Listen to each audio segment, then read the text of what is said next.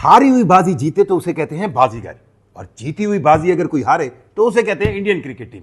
ये तो हम डिस्कस करेंगे, लेकिन मुझे ये समझ नहीं आ रही कि पाकिस्तान टीम के अंदर हारिस रऊफ, हुसैन तलत, सलमान अली आगा, इन 3 खिलाड़ियों को लेकर किसकी पर्ची की कहानी है, और ये लोग क्यों पाकिस्तान को हर वो मैच हरवाना चाहते हैं जो पाकिस्तान जीत रहा होता है। एशिया कप के फाइनल के अंदर पाकिस्तान की टीम में सबसे अगर नाकिस कारकर्दगी किसी की है तो वो पाकिस्तान टीम के कप्तान सलमान अली आगा की है, और उन्हीं के नाकिस फैसलों की वजह से हर वो प्लेयर जिसको उन्होंने समझा ये स्टार होगा, उसने पाकिस्तान टीम को मादत के साथ रगड़वाया, हरवाया। एशिया कप का फाइनल किसको नहीं पता था कि एक बड़ा मैच है, बड़ी टीम के खिलाफ है। आप अगर इस मैच की स्ट्रैटेजी को देखें तो इंडिया की तरफ से जब हार्दिक पांड्या अनफिट हुए तो उनकी जगह पे उन्होंने रिंकू सिंह को खिलाया, उन्होंने अपनी बैटिंग स्ट्रेंथ बढ़ाई, उन्होंने अपनी सिर्फ उस स्ट्रेंथ को बढ़ाया जो ऑलरेडी बड़ी ज्यादा थी। यानी इंडियन टीम हमेशा बैटिंग स्ट्रेंथ पर खेलती है, और पाकिस्तान जिसके पास बैटिंग की स्ट्रेंथ ही नहीं है, उन्होंने एक बॉलिंग ऑलराउंडर हुसैन तलत को रखा और उसकी परफॉर्मेंस और उससे बॉलिंग भी नहीं करवाई। हर कोई पीट रहा था कि यार हसन नवाज डिजर्व करता है, हसन नवाज डिजर्व करता है, किसी ने उस पर तवज्जो नहीं दी। और फिर दूसरी चीज, जब पाकिस्तान ने बैटिंग शुरू की, एक अच्छा स्टार्ट मिल गया, उस अच्छे स्टार्ट के बाद सबसे अहम तरीन जिम्मेदारी सलमान अली आगा की थी।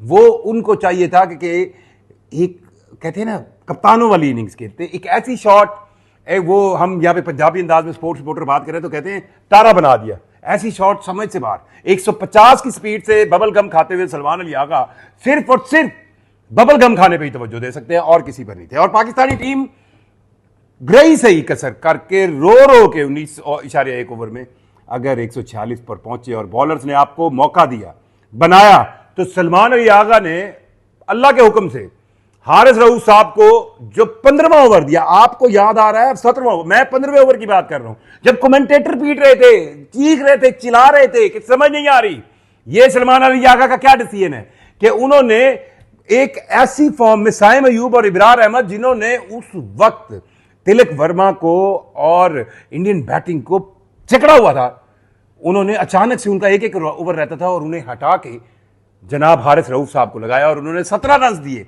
यानी इंडियन बैटिंग को प्रेशर से बाहर निकाला। और फिर अगला ओवर इब्रार को दे दिया एंड तब्दील करके, यानी एक स्पिनर जो 3 ओवर अपने एक एंड से कर रहा है और चौथा ओवर आप दूसरे एंड से दे रहे हैं और आप तस्लीम कर रहे हैं आपसे गलती हुई है। कप्तानी के जेनेटिक्स होना सलमान अली आगा में बहुत दूर के नजर आ रहे हैं।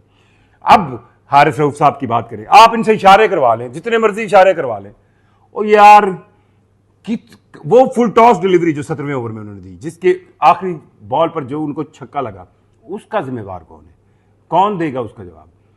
कोई भी नहीं पूछेगा। और कमाल ऐसा हुआ है कि इस पाकिस्तान की इंडिया की लड़ाई के अंदर, मोहसिन नकवी साहब के स्टैंड के अंदर, हम ये बात भूल गए कि इन 3 इतवारों का, 3 संडेज का जवाब कौन देगा। इस पूरी कौम को 3 इतवार के रोज आपने जकड़ कर रखा और एंड पर कहानी क्या मिली? हार गए, हार गए, हार गए। इसका कोई जवाब नहीं दे रहा। हारिस रऊफ साहब, आप बहुत अच्छे बॉलर बन सकते हैं अगर आपकी तवज्जो सिर्फ बॉलिंग पर हो। अब जब आप साइड, लेफ्ट, राइट अपने दिमाग को एंगेज करते हैं तो फिर रिजल्ट यही निकलता है। जहां तक अगर बात करें इंडियन टीम की, तो उनके लिए तो मैं वही जो शुरू में बात की थी कि अगर आप हारी हुई बाजी जीत जाओ तो बाजीगर, और जीती हुई बाजी हार जाओ तो इंडियन क्रिकेट टीम। क्या ही भले अच्छा होता। मतलब आप, मुझे यूं लगता है कि इंडियन क्रिकेट टीम के साथ साजिश होगी या हाथ हो गया। आप पाकिस्तान को हरा रहे हैं, आप फाइनल के अंदर पाकिस्तान को हरा रहे हैं, और अगर पाकिस्तान क्रिकेट बोर्ड का चेयरमैन, जो कि सदर है एशियन क्रिकेट काउंसिल का, उसके हाथ से आप ट्रॉफी लें तो कितना मजा आता है।